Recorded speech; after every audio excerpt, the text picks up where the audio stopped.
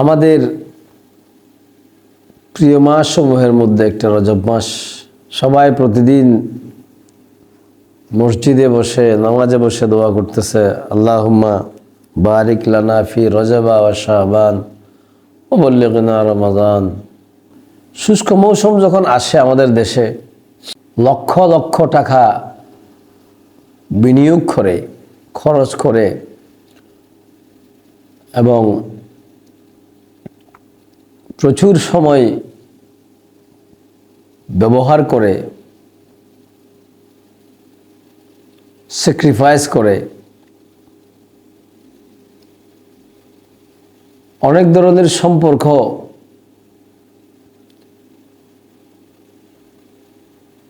তৈরি করে কিংবা ছিন্ন করে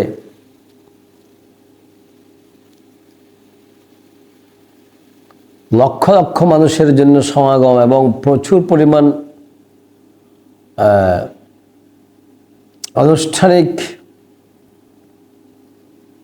আনুষ্ঠানিকতার আয়োজন করে ওয়াজ মাহফিল করা হয়, তাফসীর মাহফিল করা হয়। কখন যে হাদিস মাহফিলের কথা আসে আমি জানি না ঠিক, যদিও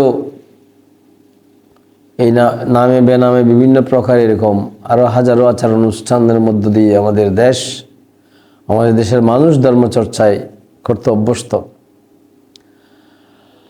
দীর্ঘদিনের সাধনার পাশাপাশি আমি আজকে এই বিষয়টাকে আরও বিভিন্ন দৃষ্টিভঙ্গিতে বিভিন্ন সময় উপস্থাপন করার চেষ্টা করছি। আজকে আবার চেষ্টা করব ইনশাআল্লাহ ক্লারিফাই করার জন্য। পাশাপাশি আমাদের দেশে 3 লক্ষ 3.5 লক্ষ মসজিদের মেম্বর এবং জুমাবারে খুতবাতে খতিব এবং ইমাম সাহেবের উপস্থাপনা কিংবা তাদের বক্তৃতা কিংবা তাদের ওয়াজ, এই সবগুলোকে ঘিরে কতটুকু মানুষের জীবনমান উন্নয়ন ঘটেছে কিংবা ধর্মচর্চা বলেন, মানুষের আত্মার উন্নতি বলেন, সামাজিক পরিবর্তন বলেন, কোথায় আমাদের এফেক্ট হয়েছে বা হওয়ার কথা ছিল, সেই বিষয়টাকে গুরুত্ব দিয়ে আমার আজকের উপস্থাপনা। দুর্ভাগ্যজনকভাবে অথবা বলেন যে আমার দৃষ্টিভঙ্গিতে যত ওয়াজ মাহফিল খুতবা, লাখো টাকার আয়োজন, লাখো মানুষের আয়োজন, লাখো উপস্থাপনা শৈলী, সব কিছুর মধ্যে একটা জিনিসের অভাব বারবার দেখেছি, যে বা যারা বয়ান বা বক্তৃতা করেন, তা হুজুর বলেন বা ডক্টরেট বলেন বা যে নামে বলেন, খতিব বলেন, ইমাম সাহেব বলেন,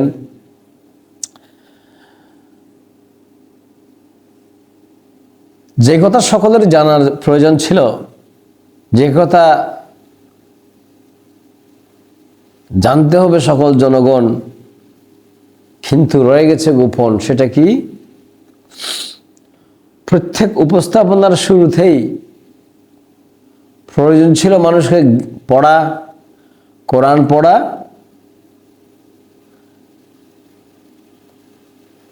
কোরআন পড়ে জীবনের পথ চলা, নিয়ম নীতিগুলা জানা, সেই অনুযায়ী জীবন চর্চা করার পরামর্শ, এবং ওটা করলেই সেটাকে জ্ঞান অনুশীলন বা জ্ঞান চর্চা বা জ্ঞান অর্জন বলা যেত। অর্থাৎ পড়া, জানা, জ্ঞান অর্জন করা, জ্ঞান চর্চা করা, প্লাস যে পড়ে যা জানলো, যা জ্ঞান অর্জন করলো, সেই অনুযায়ী জীবন চর্চা করা। এবং মূল কিতাব হচ্ছে আল কোরআনুল কারীম। প্রত্যেক ওয়াজের, প্রত্যেক খুতবাতে, প্রত্যেক সভা সেমিনারে, প্রত্যেক দরবারে, প্রত্যেক ইসলামী রাজনীতির বক্তৃতাতে হোক, যেখানে হোক না কেন, এটা হওয়ার কথা ছিল মৌলিক, এটাই আবশ্যকীয় হওয়ার কথা ছিল। দুর্ভাগ্যজনকভাবে এমন কিছু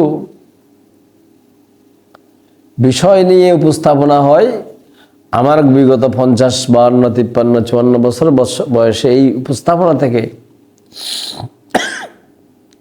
ব্যক্তি সমাজ কিংবা মানুষের পরিবর্তনের গতি খুন্দি হয়ে গেছে আমার কাছে তেমন কোনো দৃশ্যমান হয় না। আনটিল আনলেস যে বা যারা নিজেরা কোরআন চর্চা করে, পড়ে, জেনে, অনুশীলন করে, জ্ঞান চর্চা করে, জীবন চর্চা করার এবং দাওয়াত বা শেয়ারিং করার প্রয়াস পায় নাই।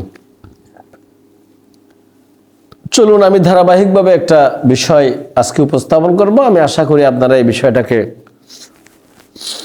গতানুগতিক এবং দীর্ঘদিন ধরে চলে আসা সংস্কৃতির সাথে মিলাবেন এবং নিজেকে নিজে প্রশ্ন করবেন, আমি কি করেছি, আমি কি করতেছি, আমার কি করার কথা ছিল,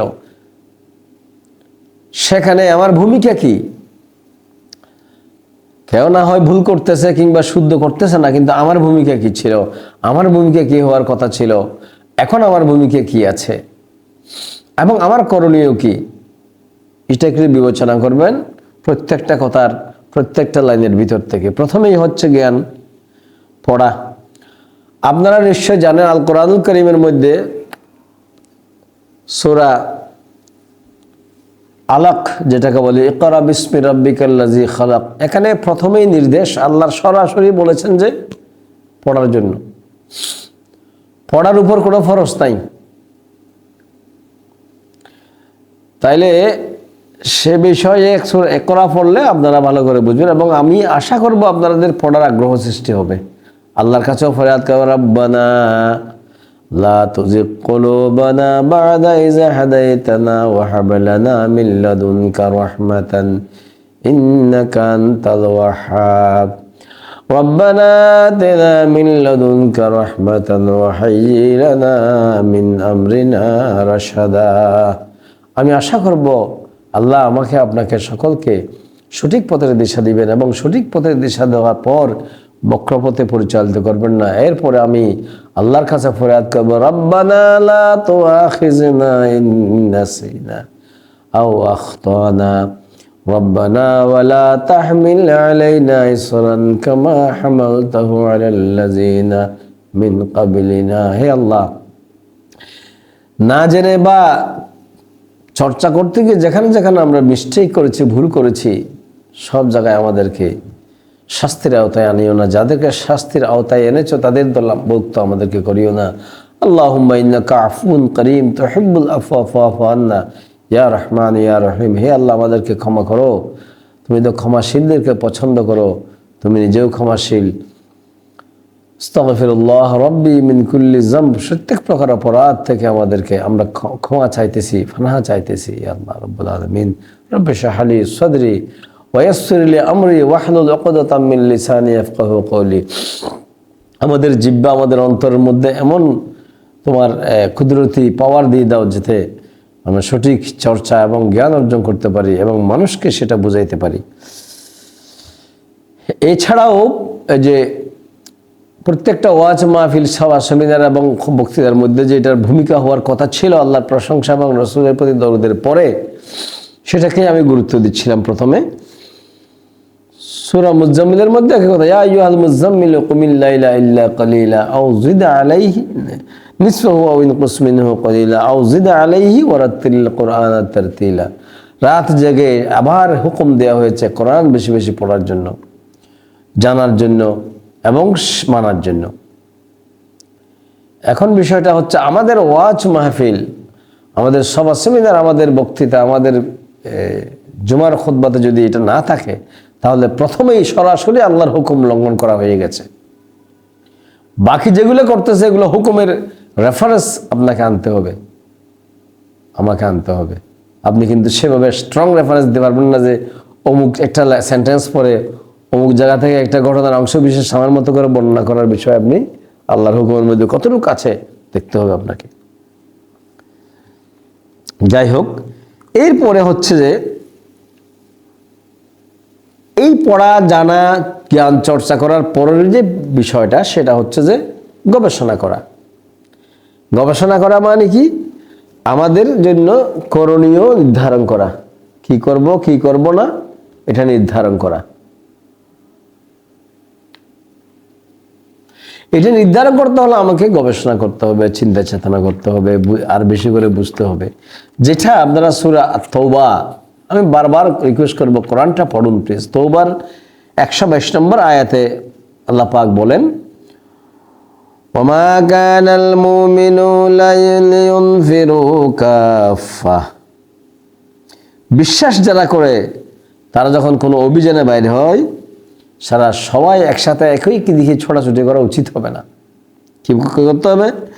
ফালাউলা নাফারা মিন কুল্লি ফিরকাতিন মিনহুম তাইফাতুন লিয়াতাফাক্কাহু ফিদ-দীন ওয়া লিয়ুনজিরু কওমাহুম ইযা রাজউ ইলাইহিম লাআল্লাহুম ইয়াহযারুন। এখানে এই আয়াতের মৌলিকত্ব হচ্ছে যে জ্ঞান অর্জন করে সেটা কিভাবে, কোথায়, কখন প্রয়োগ করা হবে সে বিষয়ে জ্ঞান গবেষণা করে মানুষকে সঠিক দিক নির্দেশনা দেওয়া, প্রয়োজন মাফিক, যখন যেখানে যার জন্য যতটুকু প্রয়োজন, আত্মরক্ষা, প্রতিরক্ষা, উৎকর্ষতা, তারপরে সব কিছুর জন্য যেখানে যতটুকু প্রয়োজন সেটাকে জ্ঞান গবেষণা করার জন্য একটা দল থাকা উচিত। অতএব এখন আমাদের এই ওয়াজ মাহফিল কিংবা খুতবা সভা সেমিনারের মধ্যে এই গবেষণালব্ধ কোনো বিষয় দিক নির্দেশনা কিংবা আয়োজক কমিটি থেকে কিংবা শ্রোতা থেকে এ জাতীয় কোনো ফিডব্যাক আমরা দেখি না, আমি দেখি নাই এ পর্যন্ত। আমি জানি না আপনি বা আপনারা দেখছেন কিনা। এবার আসেন, এরপরের যে বিষয়টা হচ্ছে যে আমি আশা করি কোরআনের আয়াতগুলো আপনারা ধারাবাহিকভাবে নোট করে রাখবেন। এবার আসেন জ্ঞান প্রচার প্রসারের ক্ষেত্রে আল্লাহর হুকুম কি আছে এবং সেখানে কি কি নিশ্চয়তা দেওয়া হয়েছে, জিনিসটা আপনারা প্রায় সময় শুনে থাকেন। সেটা কি? সূরা মায়েদা ৬৭ নম্বর আয়াতের মধ্যে বলে থাকেন, আল্লাহ রসুলকে আল্লাহ পাক নির্দেশ দিচ্ছেন, যেটা পরবর্তী পর্যায়ে উনি তার উম্মতদেরকে নির্দেশ দিয়ে গেছেন কি, ইয়া আইয়ুহার রাসূল বাল্লিগ মা উনজিলা ইলাইকা মির রাব্বিকা। হে বার্তা প্রচারকগণ, আল্লাহর নবীকে বার্তা বাহক এবং বার্তা প্রচারক এর ভূমিকায় সম্বোধন করে আল্লাহ বলছেন যে তোমার মালিকের পক্ষ থেকে যা কিছু তোমার উপর নাজিল হয় সেটা তোমরাই কি করো, অন্যের কাছে পৌঁছিয়ে দাও। এখন আমি কি আল্লাহ কর্তৃক নাজিলকৃত আয়াত বা সেন্টেন্স বা বাক্য বা হুকুম নিয়ম কানুন পৌঁছাচ্ছি, নাকি একটা সেন্টেন্স পড়ে বা দুইটা সেন্টেন্স পড়ে বা একটা বিষয় আমার মতো করে নির্বাচন করে আমি সেটার ব্যাখ্যা বিশ্লেষণ করতেছি? এখানে তো ব্যাখ্যা বিশ্লেষণ করার কথা কোথাও আপনি কোথাও পাবেন না যে কোনো মানুষকে, মানব জাতিকে, কোনো এমনকি রসুলদেরকেও ব্যাখ্যা বিশ্লেষণ করতে বলা হয়েছে এমন আপনি কোথাও পাবেন না। আর যেটাকে আপনি ব্যাখ্যা বলবেন সেটারও এখানে কিন্তু দিক নির্দেশনা আছে। আমি আশা করি আপনি ধারাবাহিকভাবে আমার উপস্থাপনটা শোনার চেষ্টা করবেন এবং আমি এও আশা করি আমার এই উপস্থাপনা যে যখন যেখানে শুনবেন প্লিজ পুরা দেশে সব জায়গায়, বিশেষ করে আলেম ওলামা যারা আছেন এবং যারা উপস্থাপক আছেন, যারা ওয়াইজিন আছেন, যারা খতিব আছেন, যারা আলেম আছেন, যারা শিক্ষা প্রতিষ্ঠান বা মাদ্রাসা প্রতিষ্ঠানের প্রধান আছেন, প্রিন্সিপাল আছেন, মুহাদ্দিসিন আছেন, ওনাদের কাছে পৌঁছাবেন বলে আমি আশা করতেছি। এটা শেয়ার করে করে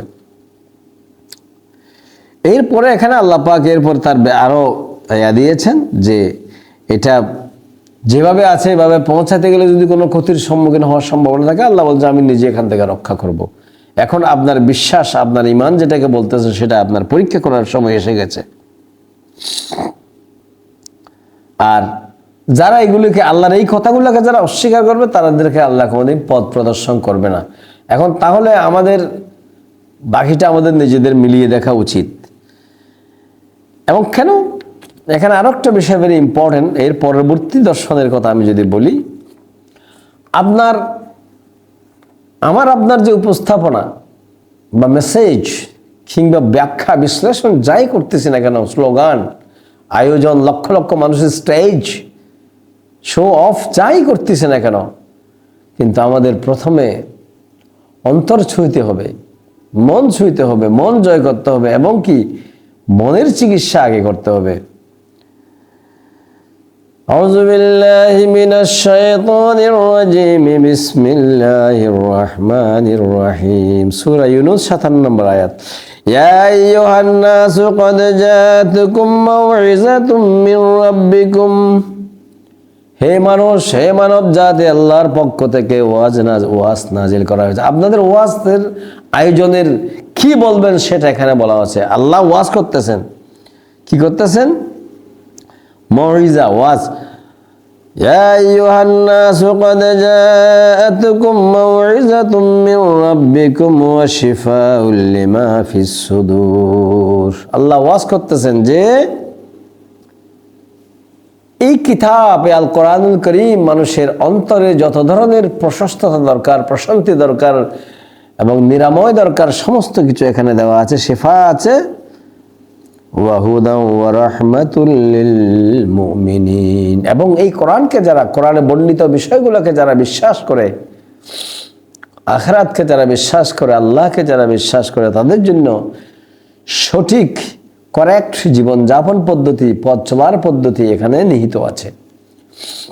এখন আমি আপনি সঠিক পথ, সরল পথ, সহজ পথ চলার পদ্ধতি বাইর করতেছি, নাকি এটাকে কঠিন কিংবা ধোয়া যাবে না, ছোঁয়া যাবে না, হাজারো প্রকার শর্ত প্রয়োগ করে আমি কি আল্লাহর কিতাব মানতেছি, নাকি আমি উল্টা নিজেদের অজান্তে আমার মতো করে ব্যাখ্যা করে আল্লাহর লানতের শিকার করছি, সেটা আমি পরবর্তী ধারাবাহিকভাবে এই উপস্থাপনার শেষের দিকে আসবে ইনশাআল্লাহ। এবং তা শুধু তাই নয়, আল্লাহ আরো বলছেন যে কুল বিফাযলিল্লাহি ওয়া বিরাহমাতিহি ওয়া বিযালিকা ফালইফরাহু হুয়া খায়রুম মিম্মা ইয়াজমাউন। এই কোরআনে জীবনযাপন পদ্ধতি সহজ করে দেওয়া, ব্যাখ্যা করে দেওয়া, বিশ্লেষণ করে দেওয়া এবং মন্ত্ররোগ থেকে শুরু করে সবকিছুর থাকার কারণে, এই কোরআন আল্লাহ নাজিল করার কারণে আমাদেরকে আনন্দ উদযাপন করা দরকার। এখন আমরা কোরআনের কারণে আনন্দ উদযাপন করতেছি, নাকি বক্তার কারণে, নাকি বিশাল সমাবেশ হয়েছে সেটার গল্প গুজব করতেছি? কোরআনে বর্ণিত বিষয়গুলা, স্পেশালি আখিরাতের কথা, অনন্ত জীবনের কথা এবং মানুষের জন্য কাজ করার কথা, অসহায় মানুষের পাশে দাঁড়ানোর কথা, তারপরে এই আপনার মানুষকে জ্ঞান অর্জন এবং জ্ঞান বিতরণের কথা, জ্ঞান চর্চা করে মানুষ পরিশুদ্ধতার কথা কি আমরা আলোচনা করতেছি? প্রশ্ন করুন প্লিজ। বরঞ্চ আমরা কি করতেছি?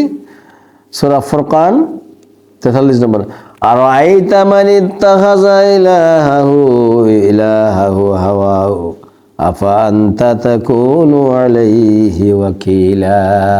আল্লাহ স্পষ্ট সতর্ক করে দিচ্ছেন যে আমাদেরকে, এইরা মানুষ আন্দাজ অনুমান ভিত্তিক, অর্থাৎ নিজেদের খেয়াল খুশির যারা অনুসরণ করতেছে, আল্লাহর কিতাবে বর্ণিত বিধিবিধানের আলোকে যদি আমি ওয়াজ মাহফিল, খুতবা, জীবন চলার পদ্ধতি, শিক্ষা পদ্ধতি, মাদ্রাসা চালানো পদ্ধতি, যত ধরনের পদ্ধতি আছে, জীবনযাপন পদ্ধতি, এগুলো যদি আমাদের নিজস্ব মস্তিষ্ক প্রসূত অভিজ্ঞতা দিয়ে চালায়, আল্লাহ বলছেন যে তারা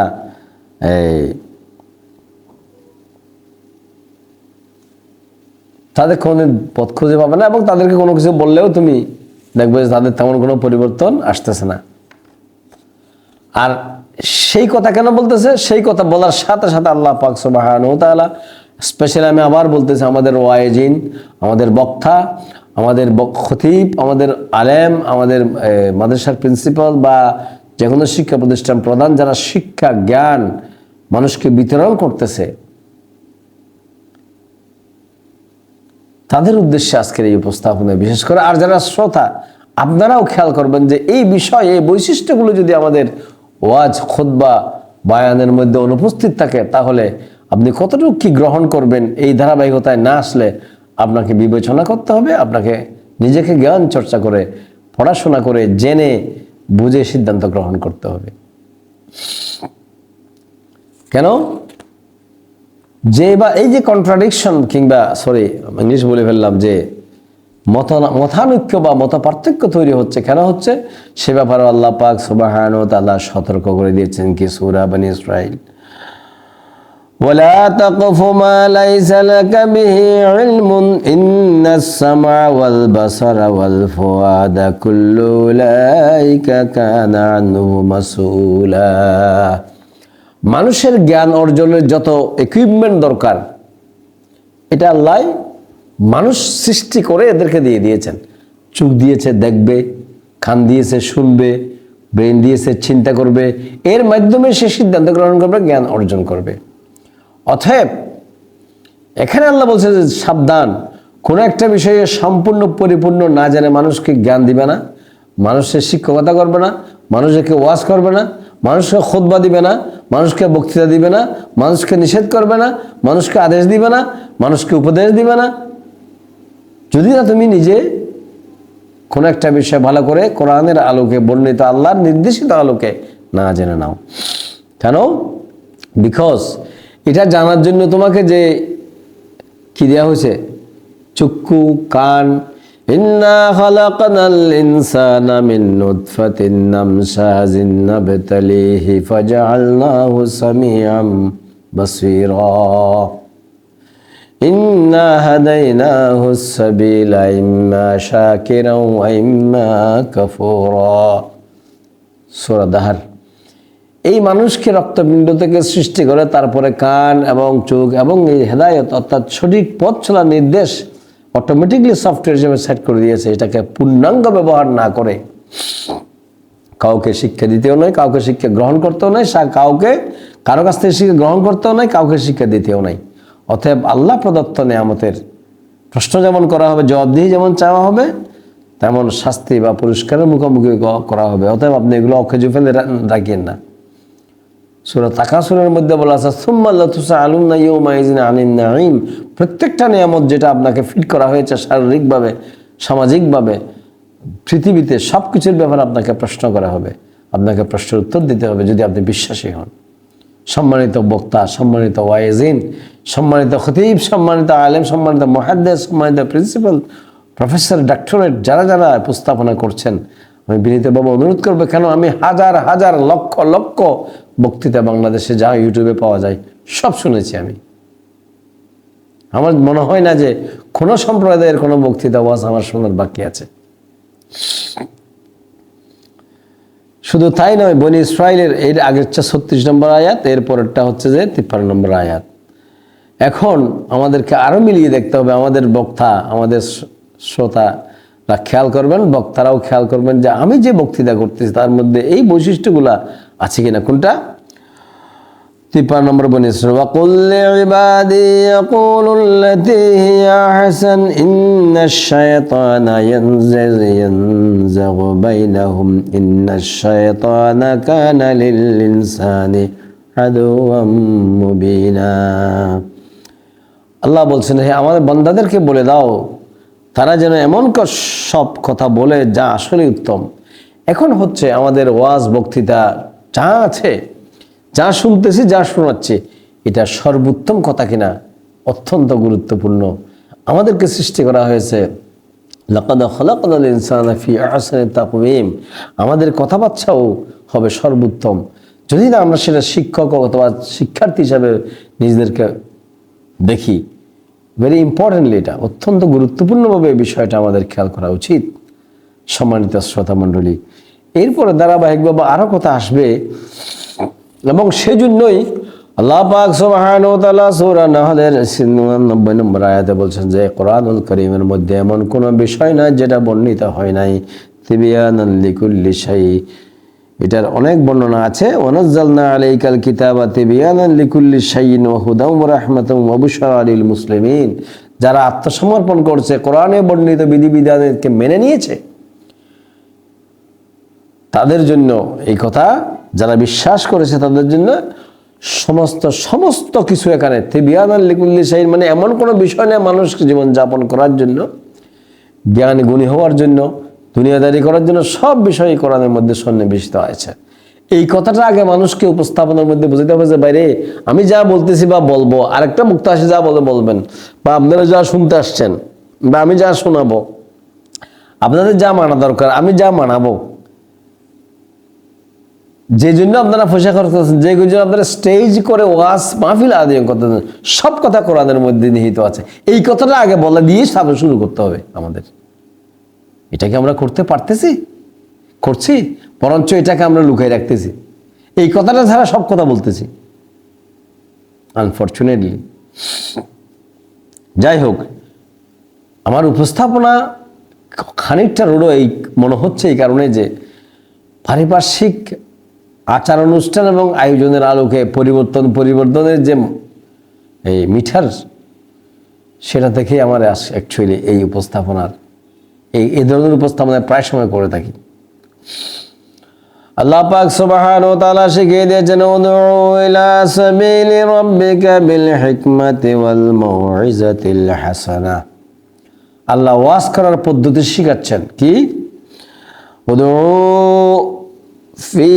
ইলা সাবিলি রাব্বিকা বিল হিকমাহ, মানুষকে আল্লাহর পথে অথবা আল্লাহর নির্দেশিত পথ গুলা মানুষের কাছে জ্ঞান, ওয়াজ, উপস্থাপনা, বক্তৃতা, খুতবা হিসাবে উপস্থাপন করার সময় আমাকে কৌশল অবলম্বন করতে বলা হয়েছে। আমি যেন এই কৌশলী হয়ে এই ওয়াজটাগুলো, এই পরামর্শগুলোকে দিই। আর কি? ওয়াল হাসানা, এবং সুন্দর ভাষা দিয়ে মাধ্যমে যেন আমি এটাদেরকে আহ্বান করি। ওয়াজাদিলহুম বিল্লাতি হিয়া আহসান, এবং কোনো কারণে যদি আমাকে যুক্তি তর্ক করতে হয়, কেউ বুঝতেছে না অথবা বুঝেও সে মানতে চাচ্ছে না, বা জাতীয় তর্ক বিতর্ক যদি কোথাও যদি সৃষ্টি হয় বলে মনে হয়, সেই তর্কটা অত্যন্ত উত্তম যুক্তি দিয়ে বুঝাইতে হবে, যাতে সেটা এই যুক্তির কারণেই সে কনভিন্সড হয়ে যায় বা সে শিক্ষা গ্রহণ করে, কিংবা তার অপরাধ সে ছেড়ে দেয়। এখন আমাদের উপস্থাপনার মাধ্যমে এই বিষয়গুলা পাচ্ছে কিনা সম্মানিত শ্রোতাগণ আপনারা খেয়াল করবেন, এবং সম্মানিত বক্তাগণ আপনারা খেয়াল করবেন, এই বিষয়টা আপনি প্রায়োরিটি করতে পারতেছেন কিনা। ইন্না রাব্বাকা হুয়া আ'লামু বিমান যাল্লা আন সাবিলিহি ওয়া হুয়া আ'লামু বিল মুহতাদিন।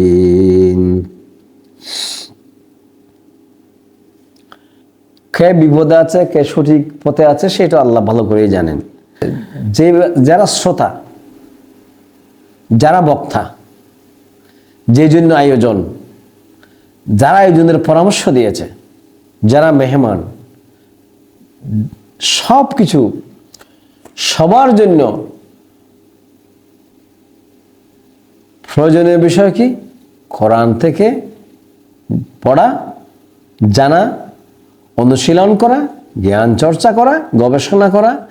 এই বিষয়টা যে কোনো উপস্থাপক প্রথমেই দর্শককে, সে ওয়াজিন হোক, বক্তা হোক, ডক্টরেট হোক, খতিব হোক, ইমাম সাহেব হোক, যে বা যারা এভাবে মানুষ পাবলিকের জন্য শিক্ষক হিসাবে ভূমিকা পালন করবে, সংবাদ পৌঁছানোর কাজ করবে, রেসালতের ভূমিকায় উত্তরসূরির কাজ করবে, আর যারা শ্রোতা থাকবে, সেই ধরনের শ্রোতাই হোক না কেন, প্রথমেই যে জানিয়ে দিতে হবে যে যেই কারণে আয়োজন করা হয়েছে, যেই কারণে বক্তা বক্তৃতা করতে এসেছে, যে কারণে শ্রোতা শুনতে এসেছে, সব কথা কোরআনের মধ্যে আছে, এবং সেটা পড়লে ওখান থেকে সব কিছু পাওয়া যাবে। বক্তা যা বলবে সেটা এক লাইন 2 লাইন, কিন্তু বাকি সব কথা এখানে সন্নিবেশিত করা আছে। সেটা কোরআনের মধ্যে সুন্দরভাবে আল্লাহ পাক বলে দিয়েছেন সূরা হুদের 1 নম্বর আয়াতে। কি? আলিফ লাম রা কিতাবুন হুকিমাত আয়াতুহু সুম্মা ফুসিলাত মিন লাদুন হাকিমিন খাবীর। এই কোরআনের সমস্ত রেফারেন্স, ঘটনা, আয়াত, উদাহরণ যা আছে বিশদভাবে ব্যাখ্যা করা আছে, প্রথম কথা। দ্বিতীয় কথা হচ্ছে এই বর্ণনা সমূহ, মানে যা আরো ব্যাখ্যা যাওয়ার দরকার, এটাও বলে দেওয়া আছে, এটা আল্লাহর পক্ষ থেকে বলে দেওয়া আছে। অতএব আমাদের এখানে কনফিউশন বা সন্দেহ থাকার অবকাশ নেই। এখন কথা হচ্ছে যে হয়তো কোনো বক্তা, কোনো ইমাম সাহেব, কোনো খতিব, কোনো প্রিন্সিপাল, কোনো ডক্টরেট, কোনো উপস্থাপক বলতে পারে যে সে কি সব কিছু কোথায় পাবে, সেই কথাও আল্লাহ পাক বলে দিয়েছেন সূরা জুমারের 23 নম্বর আয়াতে। কি বলছেন? আল্লাহু নাযালা হাসানাল হাদিস কিতাবাম মুতাশাবিহান মাসানি তাকশাইরু মিনহু জুলুদুল লাযিনা ইয়াখশাউনা রাব্বাহুম সুম্মা তালিনু জুলুদুহুম ওয়া কুলুবুহুম ইলা যিকরিল্লাহ যালিকা হুদাল্লাহি ইয়াহদি বিহি মান ইয়াশাউ ওয়া মান ইউদ্লিলিল্লাহু ফামা লাহু মিন হাদ। এই কোরআন পড়ার পরামর্শ কেন দিবে সেটা বলতে গিয়ে আল্লাহ বলছেন যে কারণ এখানে প্রত্যেকটা ঘটনা একটার সাথে একটা সামঞ্জস্যপূর্ণ। এই জায়গায় এই পৃষ্ঠা যা লেখা আছে সেটার উত্তর আরেক জায়গায় দেওয়া আছে। যদি কেউ কোনো কারণে বুঝতে অসুবিধা হয় মনে করে বারংবার যখন সে পড়বে, প্রথমেই বলছিলাম সূরা মুজাম্মিল বলে বেশি বেশি করে পড়বে, তখন দেখা যাচ্ছে কি কোথাও না কোথাও আপনার মনে উত্থিত প্রশ্নের উত্তর কোরআনে আছেই আছে। এটা আপনাকে বিশ্বাস করতে হবে। এই আয়াতের মর্ম কথাও সেটা, এবং এটা আপনার অন্তরকে যেমন বিগলিত করবে, আপনার সঠিক পথ যেমন দেখাবে আপনাকে, যেই পথে আপনি চলতে চান। আর যারা এখান থেকে শিক্ষা নিতে চান না তাদের জন্য তো আসলে কোনো পথ খোঁজা বড় মুশকিল। এরপরে যে বিষয়টা আমি গুরুত্বের সহিত বলবো সেটা হচ্ছে আংশিক জেনে অংশ বিশেষকে নিজের মতো করে ব্যাখ্যা বিশ্লেষণ করে আল্লাহর লানতের শিকার যেন কোনো বক্তাও না হয়, কোনো শ্রোতাও না হয়, প্রথম কথা। দ্বিতীয় কথা হচ্ছে যদি কেউ একজন ঘটনা পূর্ণাঙ্গভাবে জানে সে যেন সেটাকে তার ভিতর রেখে না দেয়। অফকোর্স যেখানে যেই কথা বলার পরিবেশ পরিস্থিতি আছে সেখানে সেই কথা যেমন বলতে হবে, আবার সে কথা যদি বলার একান্ত প্রয়োজন হয় সেই পরিবেশ সে বক্তা শ্রোতা খতিব আলেমকে সৃষ্টি করতে হবে। না হয় যেটা হবে ভয়ঙ্কর কথা আছে। সূরা বাকারার 159 এবং 174 নম্বর আয়াত আপনারা পড়ে নেবেন প্লিজ, দয়া করে মেহেরবানি করে। সেখানে এই কথা বলা আছে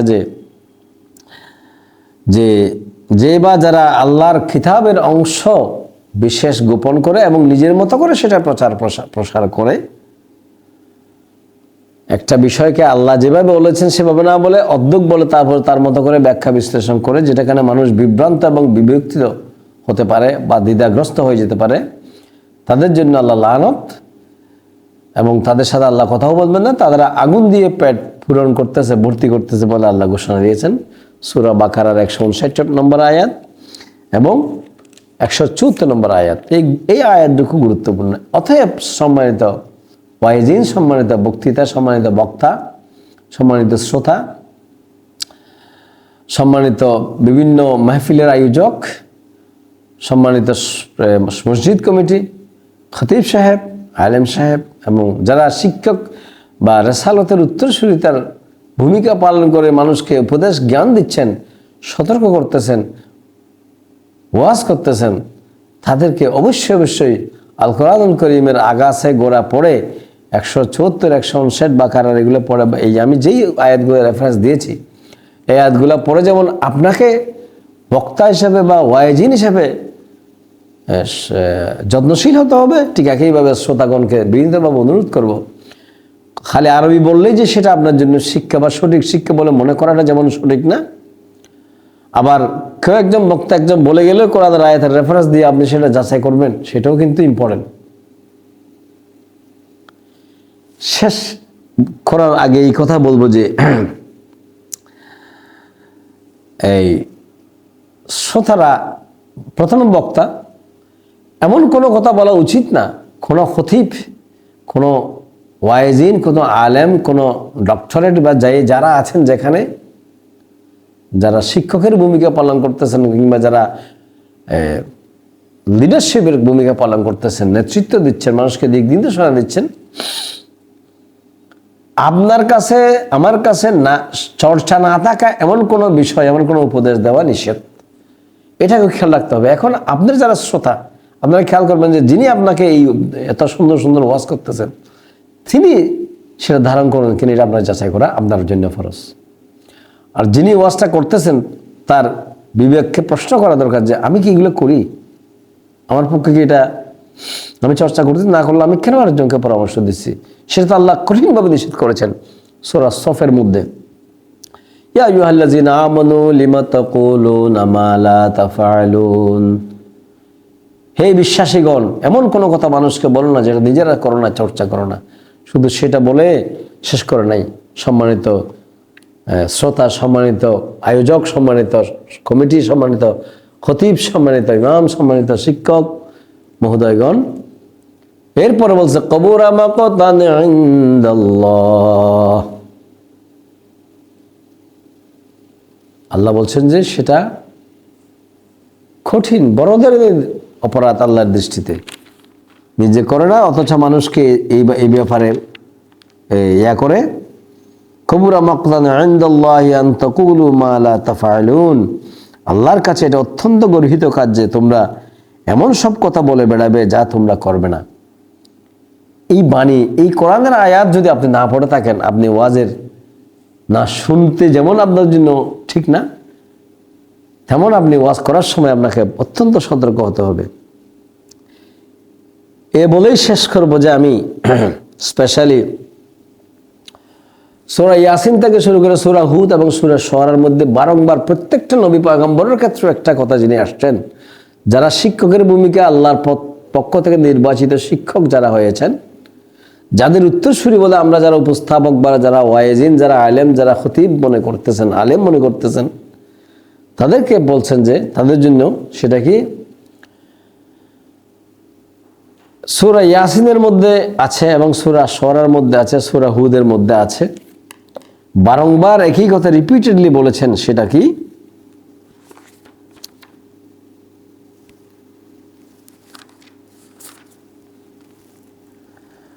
আত্তাবিউ মান লা ইয়াসালুকুম আজরান ওয়া হুম মুহতাদুন, অনুসরণ করো এমন এক রাসূলের যে তোমাদের এই ওয়াজ মাহফিল করার জন্য কোনো প্রতিদান চায় না। এবং সূরা হুদের মধ্যে আর সূরা শুআরার মধ্যে বারংবার করে একই কথা যেটা বলেছেন, সেটা হচ্ছে কি আপনারা এই কথাকে গুরুত্ব দেওয়ার জন্য আমি রিকোয়েস্ট করব। বিকজ আমরা বিভিন্ন এত বেশি দান অনুদান নিয়ে এত বেশি ব্যস্ত থাকি, বা বক্তার টাকা পয়সা নিয়ে এত বেশি আমাদের ব্যস্ততা থাকে, যেটা কিন্তু আপনার জন্য বা বক্তার জন্য, দুজনের জন্য যে ক্ষতিকর বা এটা যে কার্যকরী হবে না। এই একটু আগে যেটা বললাম সেটা দেখেন, বিভিন্ন জাতি গোষ্ঠীকে দেখানোর জন্য নবী পয়গম্বররা আসছে। বারবার প্রথমে একটা জিনিস নিশ্চিত করেছেন, যেটা কোরআনে বারবার এসেছে কি, ইয়া কওমি লা আসালুকুম আলাইহি আজরান ইন আজরিয়া ইল্লা আলাল্লাযী ফাতারানি আফালা তাকিলুন, হে আমার জাতি, আল্লাহর দিকে ডেকে আমি তার উপর তোমাদের কাছে কোনো পারিশ্রমিক দাবি করছি না। আমার যাবতীয় পাওনা তো তার কাছে, যিনি আমাকে পয়দা করেছেন। তোমরা কি বুঝতে পারছো না? এখন নবী পয়গম্বরদের কথা এবং কোরআনে আল্লাহ যে বিষয়টাকে কোট করেছেন বারংবার, মানুষকে ওয়াজ করে, মানুষকে পরামর্শ দিয়ে, মানুষের থেকে কোনো কিছু আশা না করার জন্য বা বিনিময় না নেওয়ার জন্য, বা বিনিময় নেওয়াটা ঠিক না। এখন আমরা আমাদের ক্ষেত্রে কতটুকু সে ব্যাপারে সচেতন, যারা আমরা দিচ্ছি, যারা আমরা নিচ্ছি, তারা এই বিষয়টা কোরআনের বিপরীত হচ্ছে কিনা, কোরআন পরিপন্থী হচ্ছে কিনা, আমাদেরকে সে বিষয়ে অত্যন্ত গুরুত্ব সহকারে দেখতে হবে। যারা ওয়াইজ, যারা বক্তা, যে অবস্থায় আছেন না কেন। যেমন সূরা শুআরার মধ্যে আরো একটা রেফারেন্স দিয়ে আমি শেষ করার চেষ্টা করব। ইন্নী লাকুম রাসূলুন আমিন, কে বলছে? ইয ক্বালা লাহুম আখুহুম হুদুন আলা তাত্তাকুন, হুদ আলাইহিস সালাম তার জাতিকে বললেন যে তোমরা আল্লাহর দেওয়া নির্দেশিকা অনুযায়ী জীবন যাপন করো। ইন্নী লাকুম রাসূলুন আমিন, আমি বিশ্বস্ত একজন সংবাদ বাহক, আমি তোমাদেরকে সেই আল্লাহর নাজিলকৃত কোরআন থেকে কথা বলতেছি। ফাত্তাকুল্লাহা ওয়া আতিউন, আল্লাহর নির্দেশিত বিষয়গুলো জেনে নাও এবং সেই অনুযায়ী জীবন যাপন করো। ওয়ামা আসালুকুম আলাইহি মিন আজরিন ইন আজরিয়া ইল্লা আলা রাব্বিল আলামিন। আমি তো এই জন্য তোমাদের কাছে কোনো প্রতিদান চাই না, আমি প্রতিদান রয়েছে রব্বুল আলামিনের কাছে। এই কথাটা বারংবার এসেছে। আতাবনুনা বিকুল্লি রিহিন আয়াতান তাবাসুন। এটা আরো বিভিন্ন ধরনের পরামর্শের কথা আসছে। বাট এখন কথা হচ্ছে যে আমরা যারা বিভিন্ন ধরনের ওয়াজ মাহফিল বা সভা সেমিনারে বক্তৃতা যারা মনে করতেছি যে আমরা মানুষকে সঠিক পথের দিকে আহ্বান করতেছি, আমাদের দেনা পাওনা কি আমরা মানুষের কাছ থেকে নিচ্ছি না আল্লাহর কাছ থেকে পাওয়ার জন্য অপেক্ষা করতেছি? আমরা কি এটা যেমন শ্রোতা, যেমন আয়োজক, তেমন বক্তা, সবাইকে এই বিষয়টা অত্যন্ত গুরুত্ব সহকারে দেখতে হবে। আল্লাহ পাক সুবহানাহু ওয়া তাআলা আমাদেরকে এই জাতীয় বিষয় থেকে পরিত্রাণ পাওয়ার জন্য তওবা করার সুযোগ দান করুক। যেটা এই সূরা হুদের মধ্যে একটা শিক্ষা আছে, যে শিক্ষাটা আমি আপনাদের জন্য সেটা বিভিন্ন জায়গায় আছে, সূরা নূহের মধ্যে আছে। একই কথা নূহ আলাইহিস সালামের ক্ষেত্রে আসছে। এটা নূহ আলাইহিস সালাম তার সন্তানকে বাঁচানোর জন্য যখন ডাকাডাকি করতেছে, সেই প্রসঙ্গক্রমে আল্লাহ পাক সুবহানাহু ওয়া তাআলা বলছেন যে এটা তো তোমার ডাকার গোষ্ঠীর মানুষ না, তুমি কেন তাকে ডাকতেছ? তখন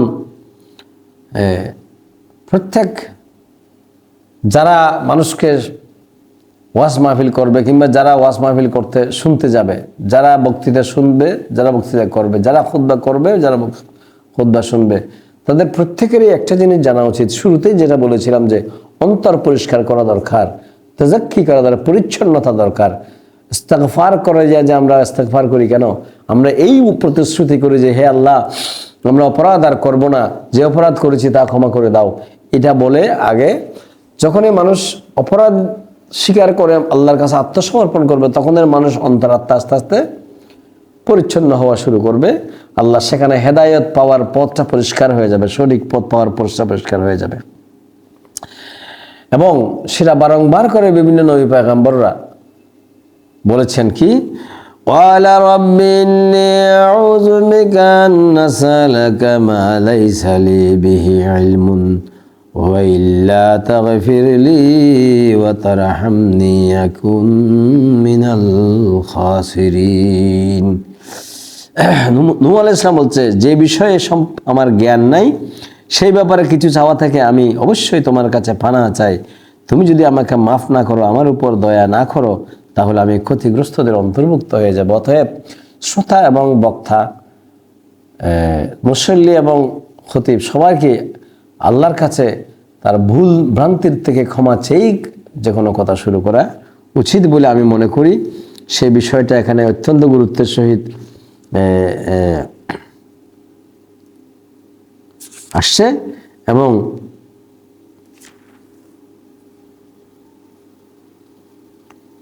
শেষে আরেকটা রেফারেন্স দিই যে সূরা হুদের 52 নম্বর আয়াতে বলছে কি, ওয়া কওমি ইস্তাগফিরু রাব্বাকুম সুম্মা তুবু ইলাইহি ইউরসিলিস সামাআ আলাইকুম মিদরারা ওয়া ইয়াজিদকুম কুওয়াতান ইলা কুওয়াতিকুম ওয়া লা তাতাওয়াল্লাউ মুজরিমিন। হে আমার জাতি, তোমরা তোমাদের মালিকের কাছে গুনাহটা মাপ চাও, অতঃপর তোমরা তার কাছে তওবা করো, তিনি তোমাদের উপর প্রচুর পরিমাণ রহমত বর্ষণ করবেন এবং তোমাদের শক্তি জুগিয়ে তোমাদের বর্তমান শক্তি আরো বাড়িয়ে দিবেন। অতএব তোমরা অপরাধী হয়ে তার ইবাদত থেকে মুখ ফিরিয়ে নিও না। অপরাধ ক্ষমা চেয়ে যখন আপনি আল্লাহর কাছে ফরিয়াদ করবেন, হইতে পারে আমাদের ভুল ভ্রান্তি হয়ে গেছে, তাহলেই আমাদের যত প্রকার রহমত, বরকত, মাগফিরাত যা দরকার সব কিছু আল্লাহ পাবো। সম্মানিত শ্রোতা, সম্মানিত বক্তা, সম্মানিত ওয়াইজিন, সম্মানিত ডক্টরেট, মুহাদ্দিসিন, প্রিন্সিপাল, মুহতামিম, ফকি, যেভাবেই আছেন না কেন, আমার মনে হয় আমার এই উপস্থাপনা আপনার জীবনে অত্যন্ত গুরুত্ব ভূমিকা পালন করবে বলে আমি আশা করি। আল্লাহ পাক আমাকে ক্ষমা করে দেব, আমার ভুলপ্রান্তে আমাকে শুদ্ধ চর্চা করার তৌফিক দান করুক, আপনাকেও দেখ, আমাকেও দেখ। আমিন। আসসালামু আলাইকুম ওয়া রাহমাতুল্লাহি ওয়া বারাকাতুহু।